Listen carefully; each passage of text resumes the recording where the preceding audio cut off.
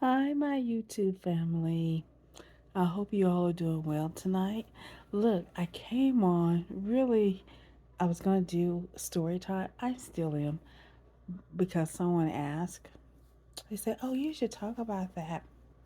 I said, "Okay, but like and comment, subscribe, and share if you want me to talk about it." But I really wanted to try out my new adjustable $7 Timu light. So let me see. I'm looking at it here. So let me see. It's adjustable and have different moods. See the mood? I'm going down. Let me see. That's out. Oh, shouldn't have done that. See, there go one shade. And if I bring back up the, whoa, that's going down again. See, I gotta get used to it. Okay, that's the different mood light. So anyway, the story behind this ring light, you all. This is not the story I was going to tell, but the story behind the ring light, I ordered it before the summer of last year. It did not come in, I think, until November, December. It took like 4 or 5 months to get it. Never. I don't know how you all do it. My auntie had sent a link to order this little $7 ring light, but it's worth it. It's not the best, but it's $7. So anyway, story time. So, this is the story of, well, someone asked me to talk about what it's like being a first lady. Hmm. So, let me set the scene. Phoenix, Arizona. 19 years old. Married a preacher. Yeah. What was it like being married to a preacher? Or being the first lady? And it was almost like the first lady of the district too, because he was the presiding elder. It was for a 19-year-old. It was a lot to handle. A lot. I didn't know what I was getting myself into because one, who does when you're getting married? Who really knows what they're getting themselves into? So many sacrifices you have to make personally just to make the marriage work. But then added on that, the ideal of being a minister's wife, the first lady of a church, and being young. And he was quite older. And when I say quite older, I would mean like 15 years. Don't do the math. But it was a lot to get adjusted to because so many people had their expectation of what a first lady should be and act like. Um, you had to sit on the front row. They wanted you to wear your hat. You didn't shout amen long enough or loud enough or at all. Um, you were too young to understand because again I was 19. The expectation, oh, she can sing. Now y'all heard me sing. Does she play the piano? What does she do? Does she speak? No. I didn't do any of that. So I wasn't your typical first quote first lady. I was just me. And I grew up Baptist. And, I did the Baptist conference and stuff like that. So I wasn't, dumb or naive to church and the politics of the church. I can't say politics. I didn't realize such politic politics until until I became a minister wife. Uh, at that time, I think it was like 300. on roster. So we had a small church. Well, it would be actually considered a um, medium-sized church, I guess. At that time, small compared to today, but it's 300 people, I believe, on roster. We probably had the average attending between 100, maybe 175, you know, on a good Sunday, probably 50, 60 on an average Sunday. And it was nice church. The people, for the most part, was nice. Um, the biggest thing I had to contend with outside of people um, getting used to my age was the women. Yeah, the women who um, who constantly remind you that you were in competition for your own husband attention. And they were, especially those who would outright or subtly tell you that, ooh, your husband, I'm not even gonna say any names, your husband this and your husband that. It was so much. It was so much that I just didn't understand. And because my husband was my ex-husband at the time, was involved in the community also. It was a lot. I keep saying that because I'm trying to choose. It was difficult when because I was speaking to two other women who were previously first lady, and one was married for like 30 something years, and the other, I believe, 20 years. I didn't make it that long. You all lasted 5. I think 5. It may not even been 5. That's just like a long time ago. Uh, but and we talked about it, and they were like, "Well, I would like to have you to discuss it." And I asked one of them if they'd like to come on and talk about it. They said no, and I promised her I would talk about it. And I'm sitting up here late at night. And I'm like, let me talk about it tonight while I check out my ring light. But I didn't have the opportunity to grow spiritually there at the church. I believe, truly believe, if you are going to be a first lady of a church or a minister wife or evangelist wife, I do believe just this is not biblical, but I do believe that if you're going to marry a, a, a preacher or a pastor, a minister, reverend, evangelist, I believe you have to be called to do that because it's not for the faint of heart. Because everyone is going to want to groom you the way they think and the way they would like to see their first lady groomed. The older women in the church, when I say older, 60, I mean 60, 70 and up, they wanted the hat, they wanted the two-piece button-down um, shirt with the dress suit with the pantyhose and the heels or the pumps. Um, they didn't get that with the little feather, No, every time you move, the hat goes like this with it. The feather in the hat was just flipping. That wasn't me. They wanted someone who would get up and introduce the pastor when we were called to minister somewhere else. They wanted someone that support. Now, when I say support, I supported my husband when he preached. Here's the thing. I am, and I've always been a person who like when a minister teaches versus hooping. What do I mean about hooping?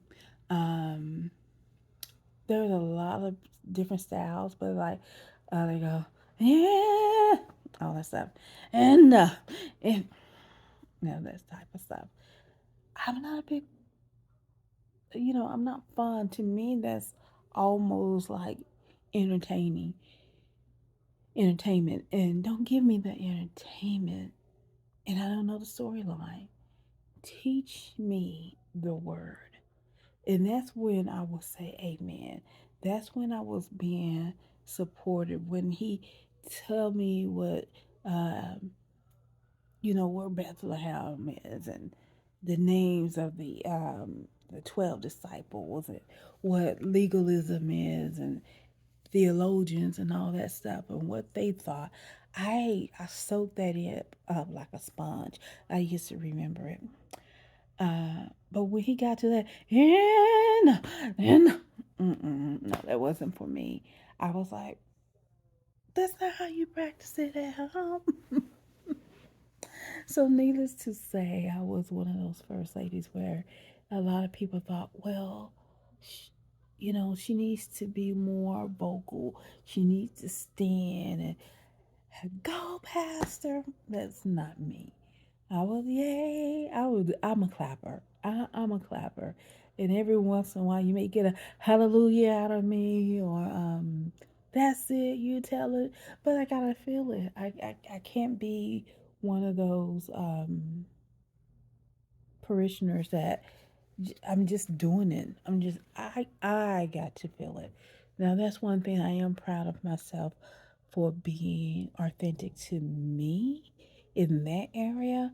When I was a minister's wife, I failed in so many other areas. I failed in um, how you supposed to dress, who you supposed to talk to, where you supposed to sit. I'm very comfortable sitting in the back or midway to the back.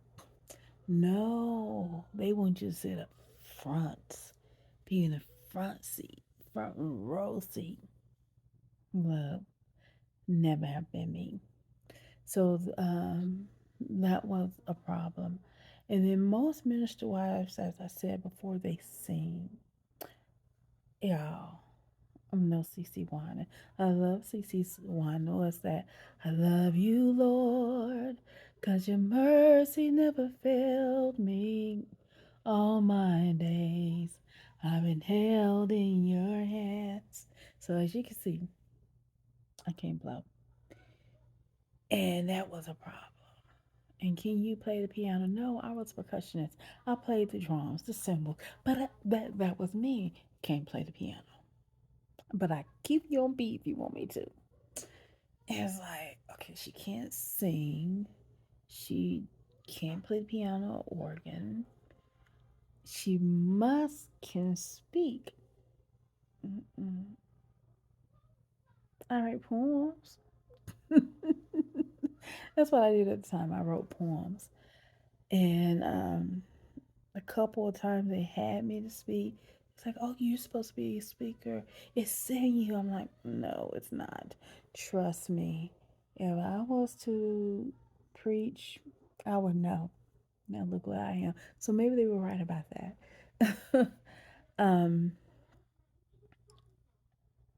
the hardest thing for me was that I'm not a back talker, but I do believe in standing up for myself, and that got cut. Um, and it was really, really, it was really messing with me to the point it just made me sad and sick. And I never forget Gladys. I never forget the bishop's wife at that time sat me down, and she was so sweet to me. She was like, "You need to learn how to tell them off with a smile. That way, by the time they leave, they halfway to their car when it hit them. Did she just tell me off?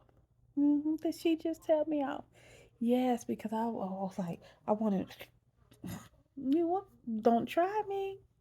Don't try me. But it didn't work.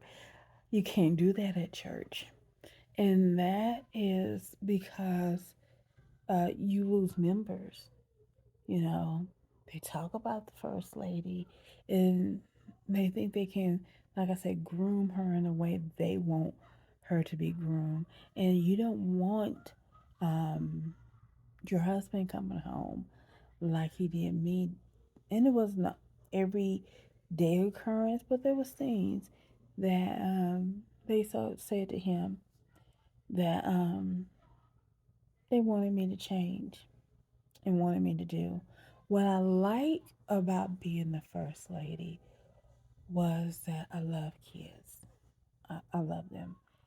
And I love working with the children and the youth and gaining their confidence so they could have a safe space to turn to and talk to me and trust me with those things.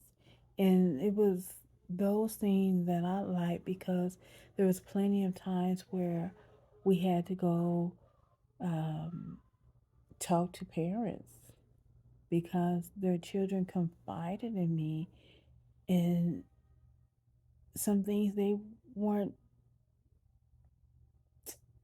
they didn't feel comfortable telling their parents. Whether it's things that they have done or were doing or things that was being done to them. And just having a compassion heart for them. I like throwing gatherings at um, our home and seeing the people smile and being involved in church activities. I did a couple of my fun memories was we did a church carnival in the parking lot. It was a big success. We a lot of the people in the neighborhood came and it was great. Or three.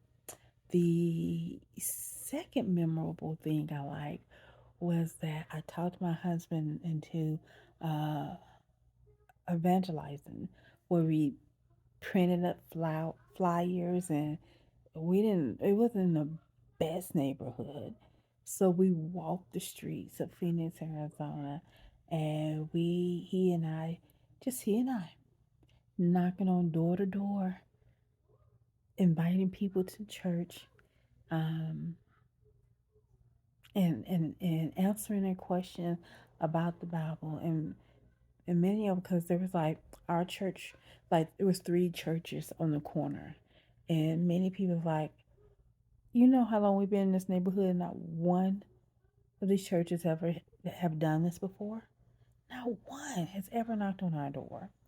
And we got a few of the uh, neighborhood residents to start attending the church because the odd thing about it is like a block behind our church was apartments. I believe they were owned by another church that would house people who were homeless and or families that needed a second chance.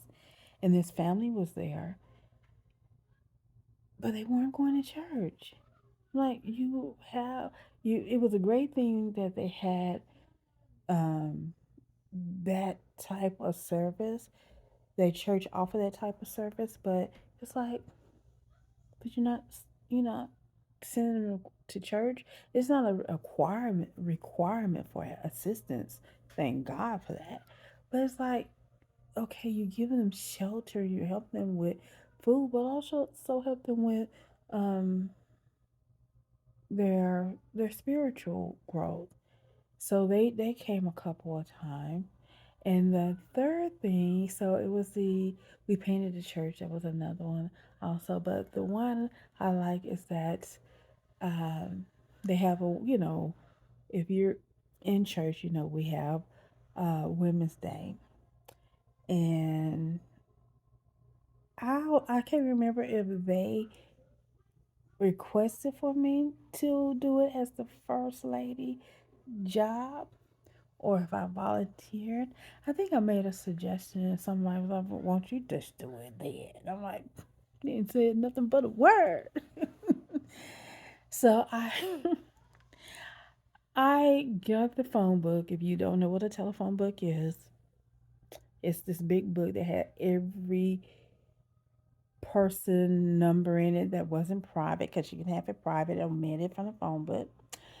So if it was a public number, you can put it in there, all the business. So I went to the church session and I decided, hmm, I know that we're this denomination, but what if I invited all different type of denominations?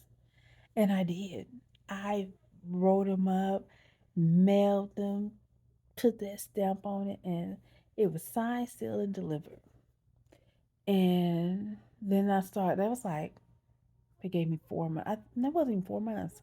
I think it was 2 months, 2 or 3 months, and I think it was 2 months.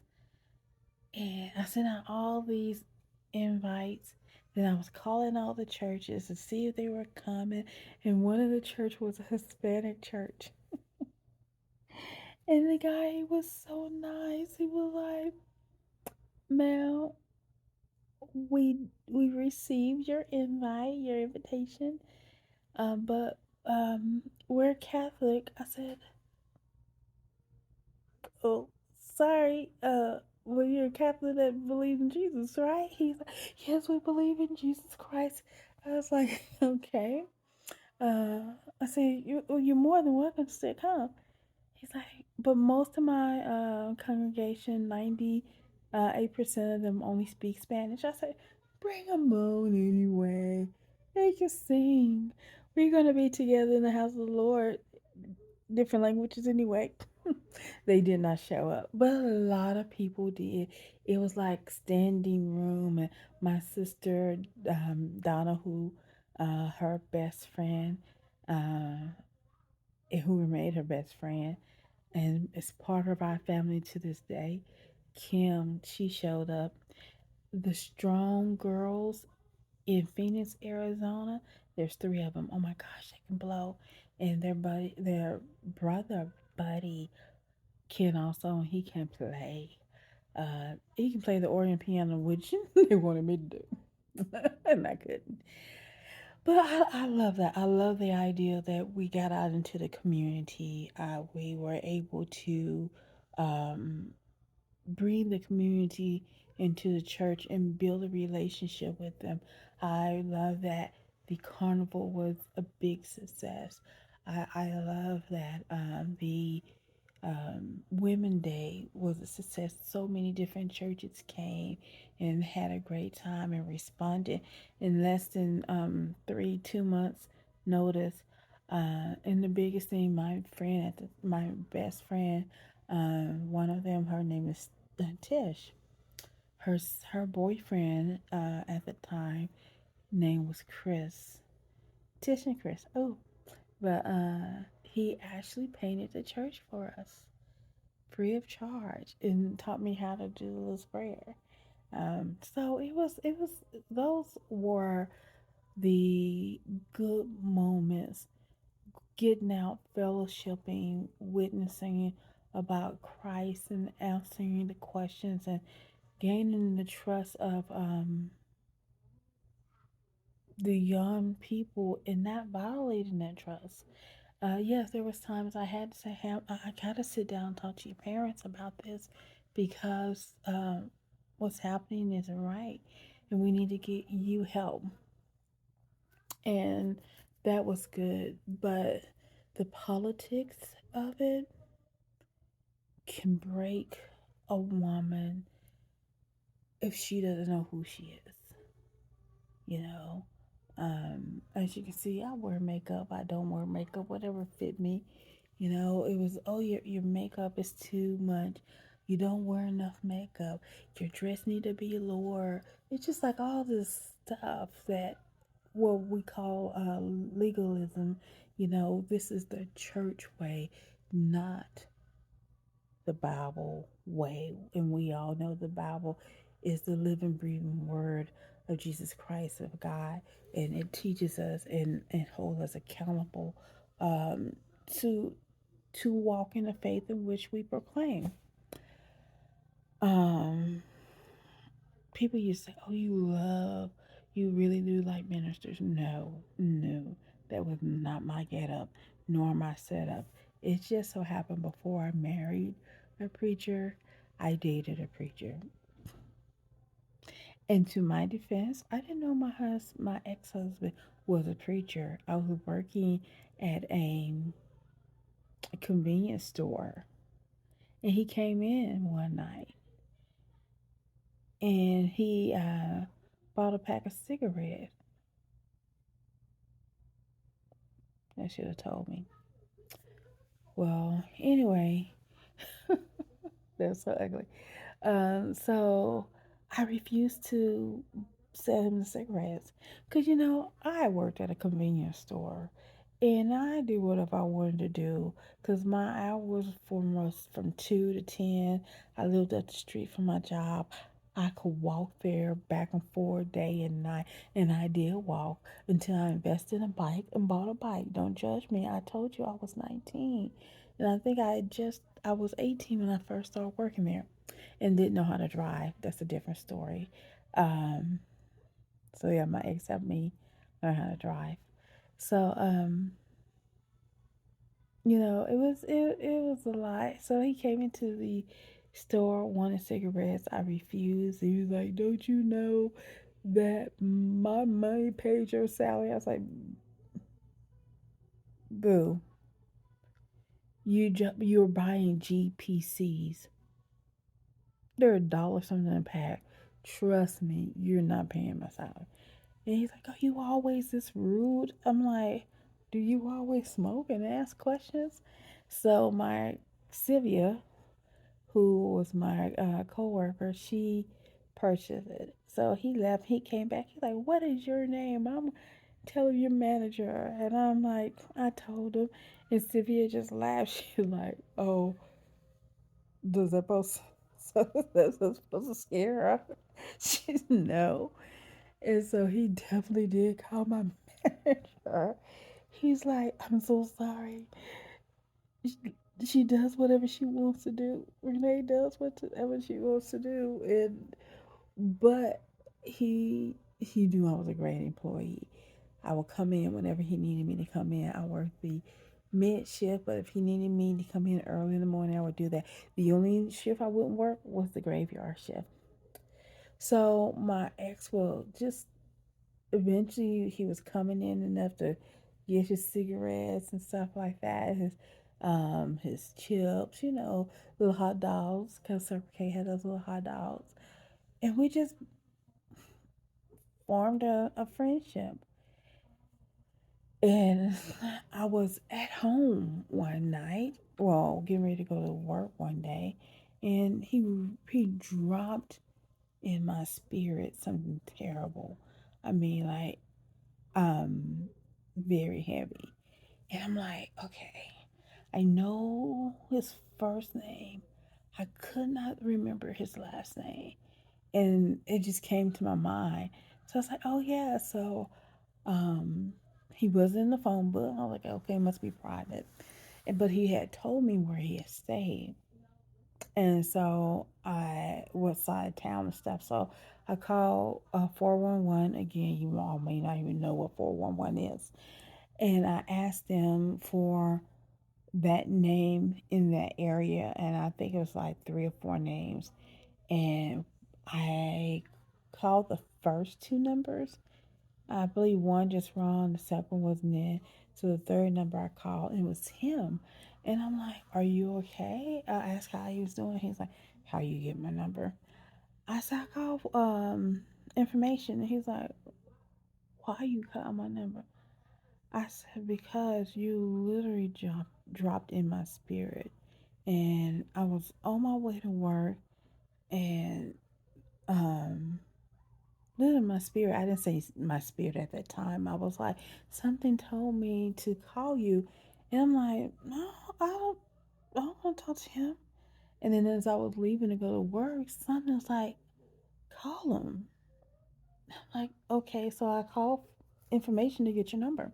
And that's how I got you. And he he was going through something. I mean, really going through something. And he was feeling some type of way. And I was like, is there anyone I can call for you that can come and talk to you and help you through this? And he was like, no, it was very personal. Um, and I just told him, I said, do you, look, if you don't mind, because there was no cell phone. I didn't have a cell phone. Cell phone wasn't really out at that time. They were, but they were big and bulky and they would cost so much. As a matter of fact, I think we helped get our mom her first one. But anyway, neither here nor there. So I was like, I promise you, don't do anything.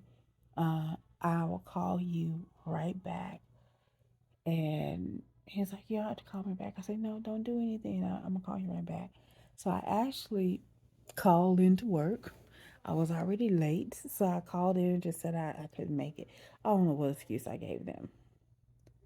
And needless to say, I stayed on the phone until he laughed, until we joked. And then the next time he came into the store, we he thanked me, and it started from there.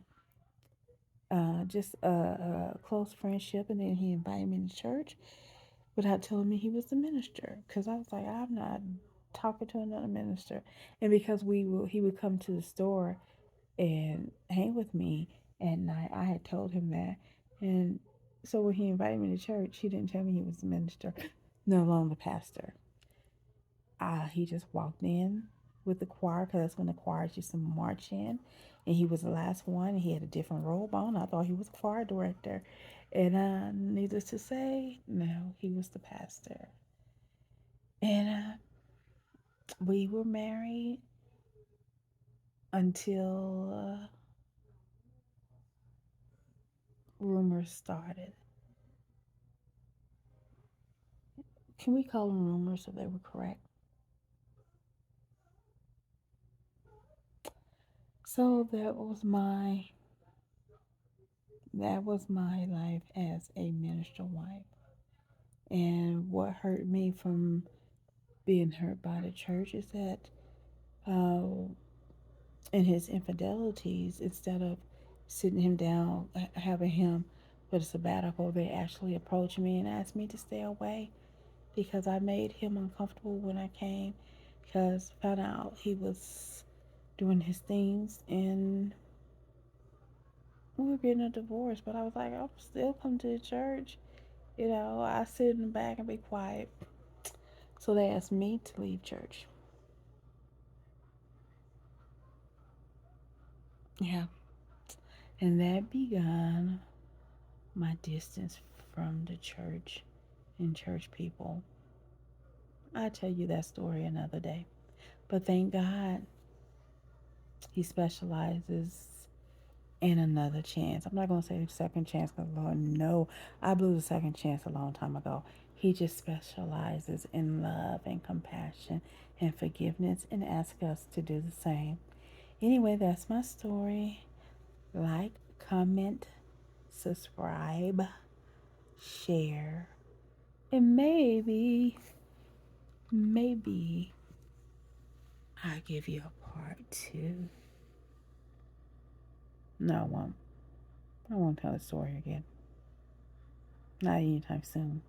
I love you, Lord, 'cause your mercies never failed me. All my days I've been held in your hands. From the moment that I wake up until I lay my head, I will sing of the goodness of God. 'Cause all my life he has been faithful.